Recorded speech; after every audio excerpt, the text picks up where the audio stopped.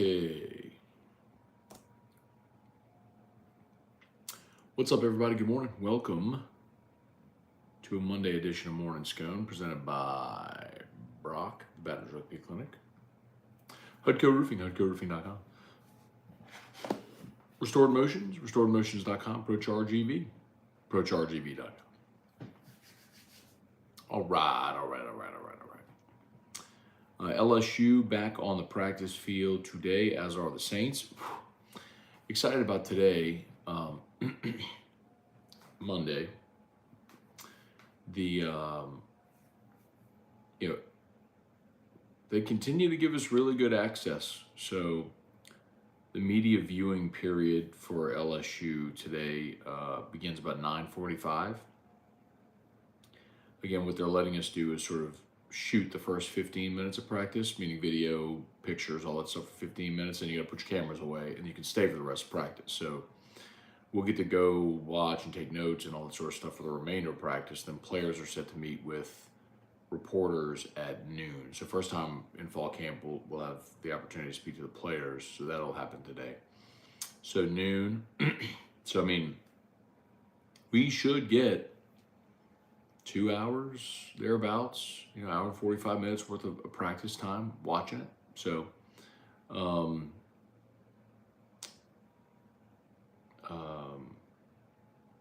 I'll be really curious to get back out there today. I think there's a couple of things that are really interesting. Most notably, I think that people keep asking about is running back rotation and the defensive backfield.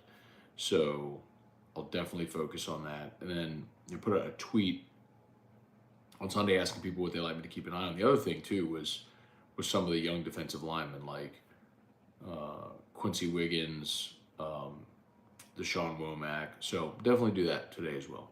So let me know if there's anything you got, questions, things you want me to keep an eye on while I'm out of practice today. Happy to do that. I gave a pretty extensive practice report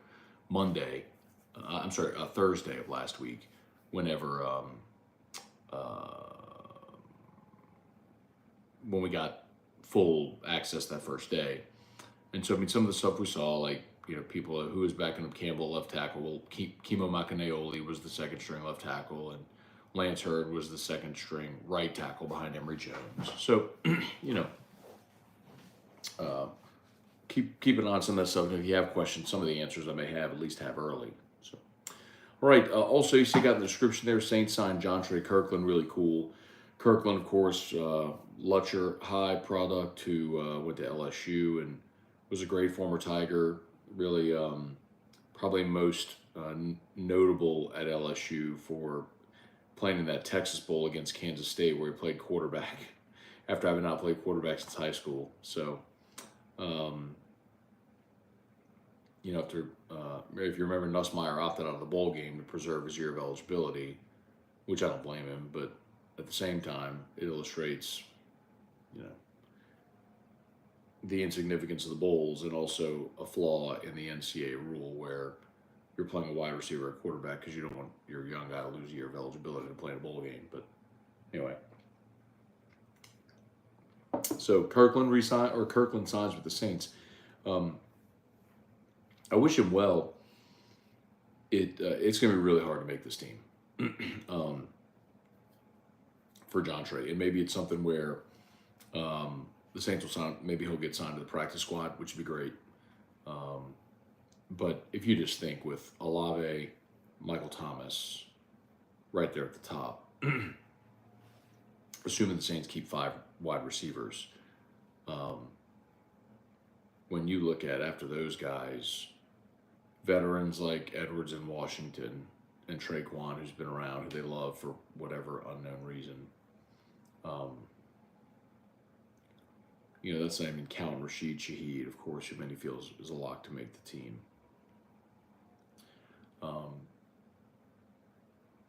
Kirk Merritt. You got a lot of talented receivers at that position. A.T. Perry, who you drafted this year, who I like a lot. So I think it's going to be really tough for Jontre to make the team, but it's cool that, he gets to play for the hometown team, and,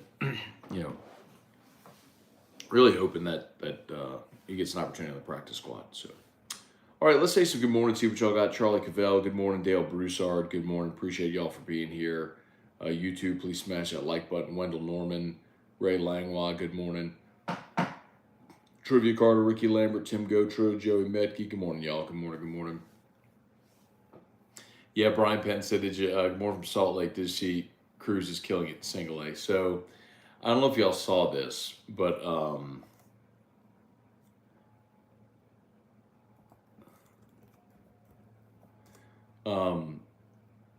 so Dylan Cruz, they actually put him in rookie ball initially. I think his first game in rookie ball, I think his first game in rookie ball, he was like 3 for 4. It was ridiculous. Anyway, so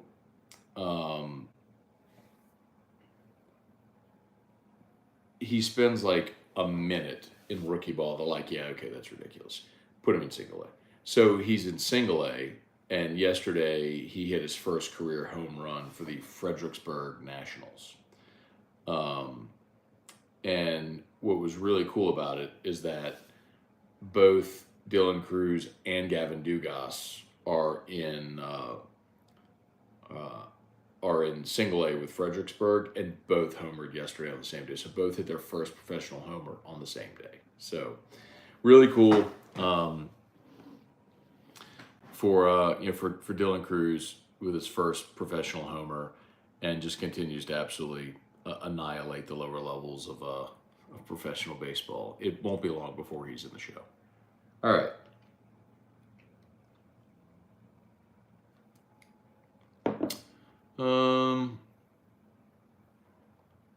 Eric Wilderotter. Morning, Matt. Since a super conference could be separate from the NCAA, would that remove Title IX ramifications of having football? Probably not.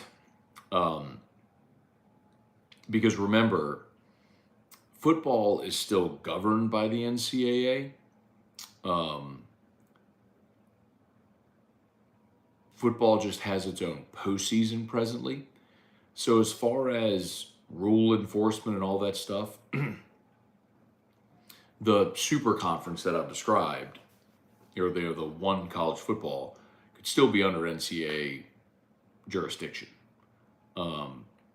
They're just not going to, my contention is it's just not going to exist with all these different conferences doing their own rights deals. It's going to be one rights deal for the super conference or whatever, however they term it. So no, that would not eliminate them from Title IX. If they did that, Eric, decided to like break free, because then you're talking about breaking free from the universities, then do you have scholarships, then like the players are employees, which I know some of those players say they want that, they want to unionize and all that. That's a problem, because when you start doing that, now all of a sudden you're an employee, you can be fired, right? You don't have a scholarship, so you have to pay your way to school, provided you're still associated with the school, right? I mean, there's a lot of sticky things there, so I don't think that goes away, if that makes sense.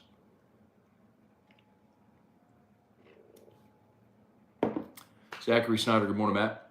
Will they upgrade the lights and sound system in Tiger Stadium? Also just figured out Jacob Berry's playing for the Pensacola Wahoos. Going to try to catch a game. Very cool. Yep, Berry's doing really well. He needed a promotion. Like, he was in single A ball and was kind of scuffling a bit, and they promoted him, and he's really locked in, which is great to see, because I mean, sometimes you just like need to be challenged, and I feel like that's probably what Jacob Berry needed. As far as sound system in Tiger Stadium, I don't know that there's a current plan to upgrade it. I feel like I get asked that a lot, but the thing I think that's just part of the reality is when you're talking about a 100,000 seat stadium that's cavernous like that, you're just not going to have great acoustics. So let's see, Devin Johnson. Brian Kelly knows they're good. He knows there's still some red flags, but BK knows this team has a chance to do great things. Or real head coach in Baton Rouge, scary. Cajun Country, this may sound petty. I'm enjoying listening to Nick Saban whine about the conference realignment and the loss of traditional rivalries. He lost his monopoly and it's hurting. Well, I think, Nick's not losing his rivalries. I mean, Nick's still going to play Auburn and Tennessee, and they're going to play LSU. I think he's not losing rivalries. I think, no. Look, Nick was one of the ones for a long time that has been saying he felt like they should get rid of the cupcake games, the body bag games. He said it forever that they should play all conference and Power 5 opponents. So I respect that from Nick tremendously. Now, the flip side of it is, whenever they were talking about a new conference schedule format, and he was kind of one of the ones stumping for 9 games, and when he realized his permanents were going to be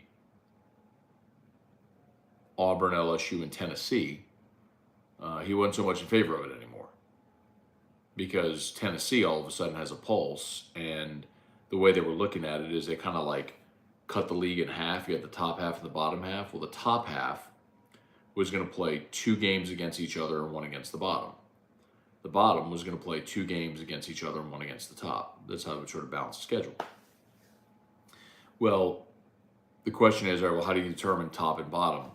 Well, they looked at like records for the last decade and basically found a cutting point in the middle. Well, Tennessee was on the bottom. And so the league looked and like, okay, well, Bama, you can play Auburn and LSU, and you can play Tennessee from the bottom. Well, now Tennessee's good again. So Nick's like, wait a minute, we're basically having 3 hard opponents. That's not fair. So Alabama changed their vote and voted to stay at 8. So it's a little weird because I respect that Nick has been one of the ones who has very publicly stumped for all Power 5 opponents, like get rid of the cupcake games altogether. But he's also not going to be the one to do it if nobody else does it, right?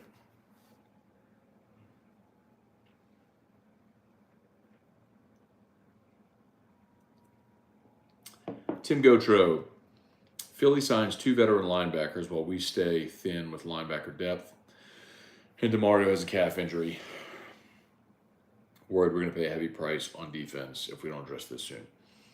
Tim, and for those that missed it last week, Andrew Dowell was put on IR, so he's done for the year. So you were all at your thinnest position. Now you're down the guy who was probably your top backup. After Caden Ellis left in free agency. So, I mean, Tim, I literally can't imagine a scenario where the Saints go into this season with only the current linebackers they have. I think there's a couple of possibilities. They can either sign a veteran in free agency.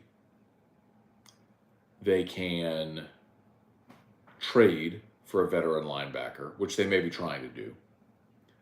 Or they can wait for roster cuts and then sign someone off the street who gets cut. Because chances are somebody who's a good linebacker somewhere is going to get cut. But it's uneasy. I mean, there's no doubt. It's an uneasy feeling. So it is, by a mile, their weakest position. Let's see. Tiger Diver, good morning. Ransom Antoine, good morning. Lucy B, good morning. Jason H, good morning. Jesse Brown, should we be concerned with all the soft tissue injuries in the Saints camp? No. So injuries happen everywhere. I did this on Friday. Just Google the words carted off and see how many like NFL injuries you'll see. I think it's one of those instances where it's hard to see the forest through the trees. Every team always has injuries. You just hope that they're not severe. I mean, these are big, huge dudes playing a physical game. So there's going to be injuries. And I understand the question about soft tissue injuries because the thought is soft tissue injuries would be more preventable with proper care and stretching and all that sort of stuff. And there's validity to that. But it's also just, it's the nature of the game. Like, it's going to happen. I mean, you see what happened at Falcons camp? I mean, they've been decimated by injuries. So I'm not at the point where I'm concerned about it, Jesse. The concern for me would be losing guys that are starters, guys you're going to count on, like losing them for the year. That's what I'm concerned about. Like, right now, the biggest loss for the Saints so far is probably Trey Turner. And maybe Andrew Dowell, because he was a really good special teamer as well. But, you know, Trey could have very well been your sixth offensive lineman. So, Weston Weaver, morning, Matt. Some big name edge rusher, free agent. Anybody you'd like the Saints to sign, or who we should keep an eye on? You know, no, and here's why. The free agent edge rushers, I'm going to pull it up right now.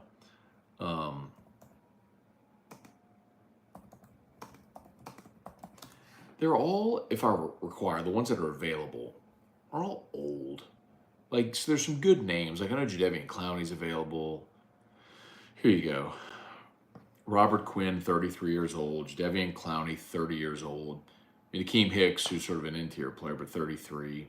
Carlos Dunlap, 34. Tyson Alualu, 36. Jason Pierre-Paul, 34. Carl Nassib, 30. You know what I mean? Like, everybody that's available is just an older player. So it's fair to say, like, okay, I mean, Robert Quinn in his day was a really, really good edge rusher. But at 33, you know, is he still,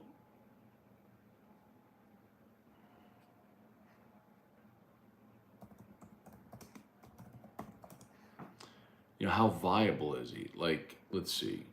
You know, Quinn,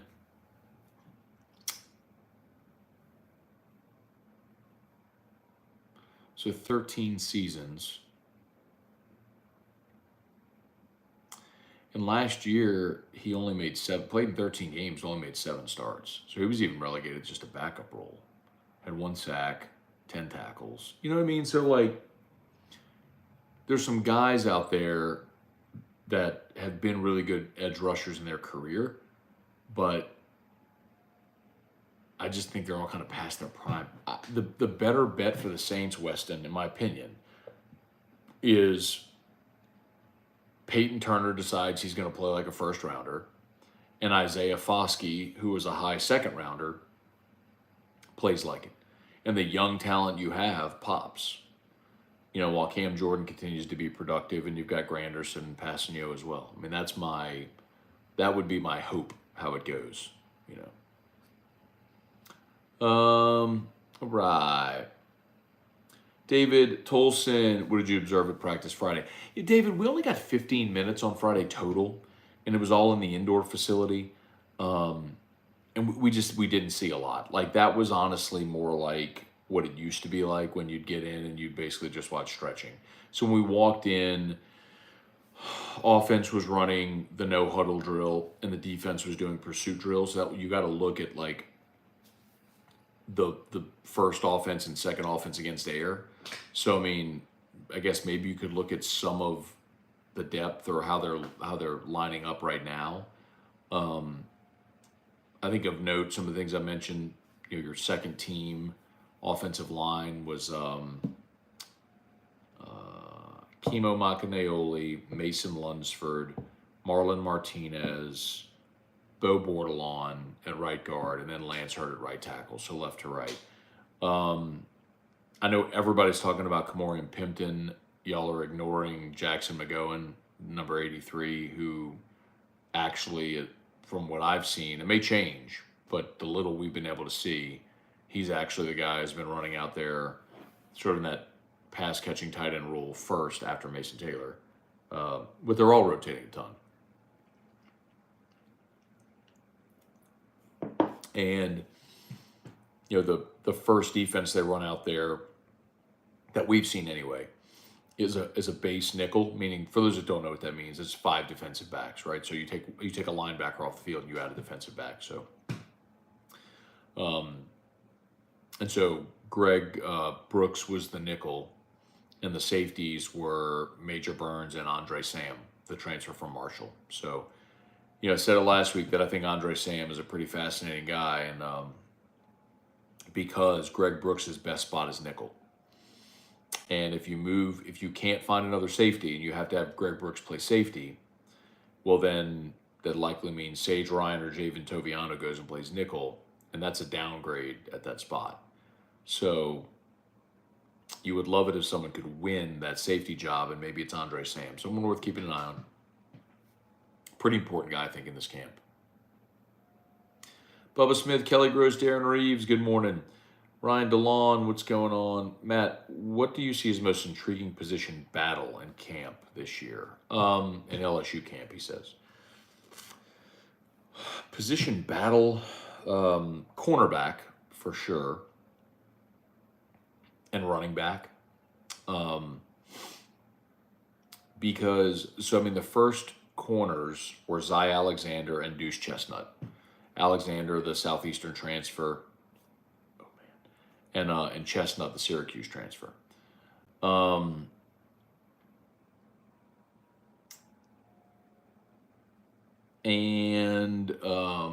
Sorry, I forgot I have an interview to do this morning. I sort of freaked up, panicked. I was like, oh my God, did I miss it? It's not for a little while. So cornerback, and then running back, how the running back rotation goes. Josh Williams is, I think, going to take the first carry. I think we all agree there.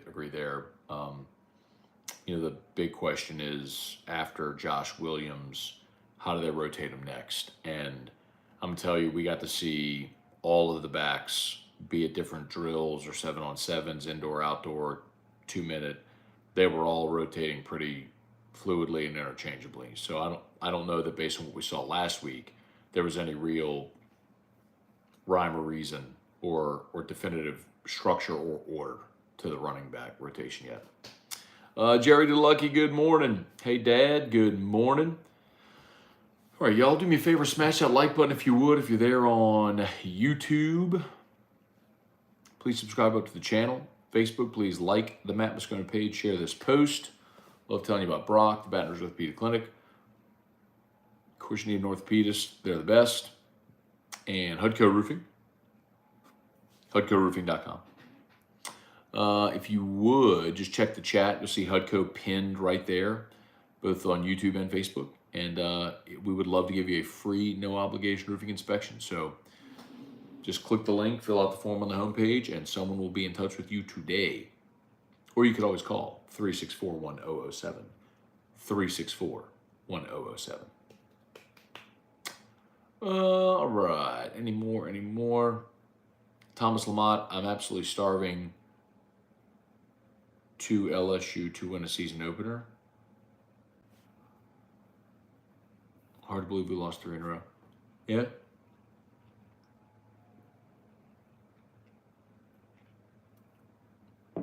It's so weird too, Thomas, because LSU, remember that they lost the 2002 opener against Virginia Tech in Blacksburg. That was on a Sunday also. And then they didn't lose another one until 2016, the game in Lambeau. So kind of odd that LSU had that long run of always starting 1-0, even against some really good opponents. Boy, they were close in 2004, right? With Oregon State coming in here, the Alexis Cerna missed PAT game. They opened up 2007 on the road against Mississippi State. Thursday night, blew them out, but I think it was like 45-0. But still, you opened with a road conference game on a Thursday. 2008, they opened up at home against App State. That was the game that got moved up to like 10 a.m. by Gustav. 2009, you opened up at Washington. 2010, you opened up in Atlanta against North Carolina. That was the weird game where they had a bunch of guys suspended. North Carolina did the day of the game.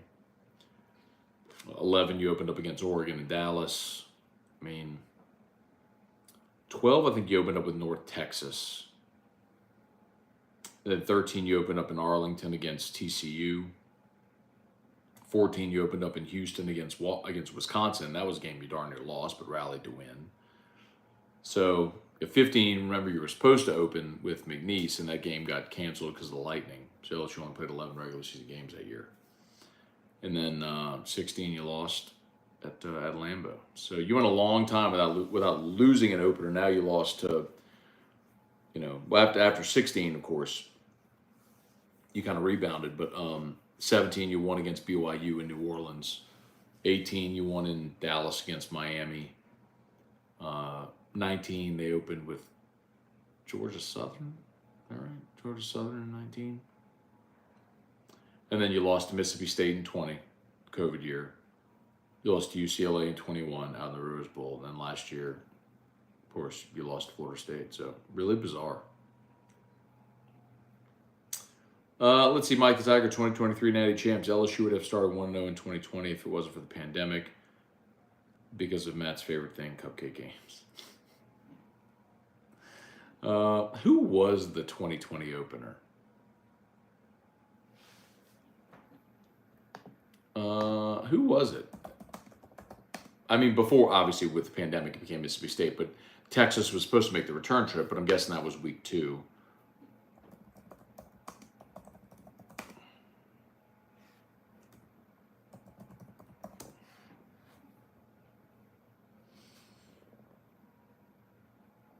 Trying to see what was the...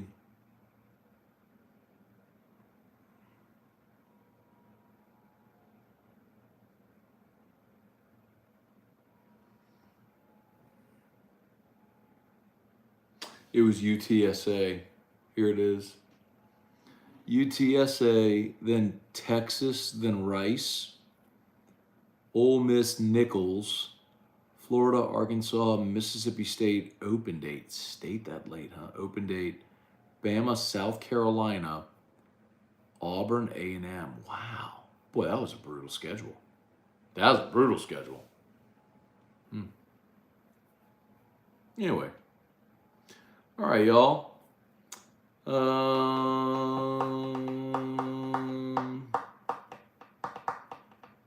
UTSA, they were a cupcake at the time, not now so much. Yeah, they are. Are you kidding me? Let's see. All right, any more? Let's see. Not finding Skeens in the minors yet. Oh, they'll shut Skeens down. I can't imagine they'll let him pitch this year. I mean, after the workload that he had this season, I think the thought there was, like, if Pittsburgh was in a playoff hunt, they could put Skeens in the bullpen for a playoff run and maybe use him just spot duty out of the bullpen. But they're much better served just shutting him down now. Having thrown a full season at LSU, there's no point in throwing him now. So just shut him down. They're 11 games under 500. Pittsburgh is 11 games under 500. They're 9 games back in the division. So they're toast. So there's no sense in him throwing right now. So they'll shut him down, and then I'm sure he'll be in big league camp next year. And then they'll probably, well, it'll be interesting to see if he makes the roster at the beginning of the season. If he starts the season somewhere in minor league ball, and then somewhere along the way gets a call up. But he's good enough to be part of their rotation today. But they're going to shut him down for the rest of the year. Let's see. UTSA has been borderline top 25 in 21 and 22. Yeah. I don't care. Come on, man. All right. Anything else?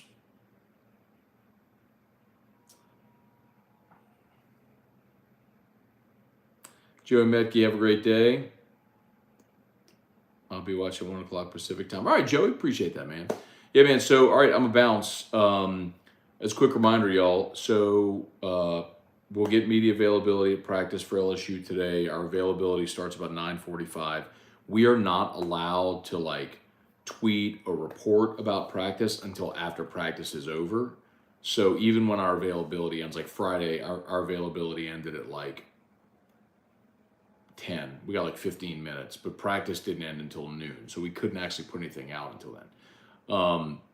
Today, again, practice availability 9:45, and player, we'll talk to the players around noon. So noon is when you'll probably start to get a lot of the practice updates coming out today. So, all right, y'all. Thanks for watching. As always, YouTube, smash the like button, subscribe to the channel, Facebook, please like the page, share the post. Y'all have an awesome day. Thanks so much for watching. Peace.